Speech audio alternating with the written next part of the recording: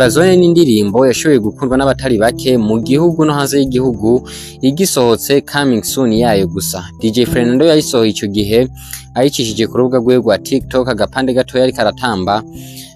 Uyu munsi rero turiko turavugana ikaba yamaze gusohoka yose, ikaba kirakirwa neza n'abatari bake aho yasubiye kuyiririmba akoresheje Docomo. Yayisohoreye hanze y'igihugu, amasanamu yandi ayafatira hano mu cyane cyane yuko asanzwe ari muri Belgique ahari mu biteramo bigiye bitandukanye.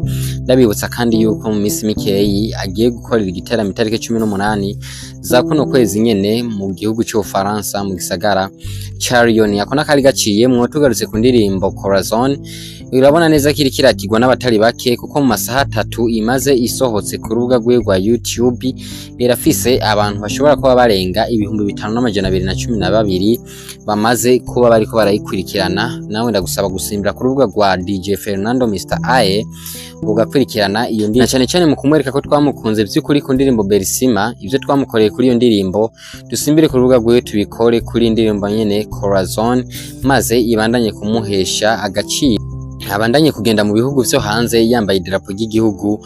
Idarapo ry'igihugu rimenyekanye mu makungu, nawo Murundi utegerezwa kuba wihesheje agaciro. Mwari kumwe na Sten Presenter, igisabo no kugenda ku rubuga rwa DJ Fernando ugakurikirana iyo ndirimbo maze ukanayisangiza n'abandi. Mu minsi mike cyane nkuko twavyemeje yuko mu ndwi zibiri tuzoba dukwije umuriyoni tubikore. Ni Sten Presenter kuri micro za Sen TV Worldwide. Kora subscribe kugira mubandanye mwironkera ama update mwabuza handi kuri rubuga rwacu. Turabakunda cyane.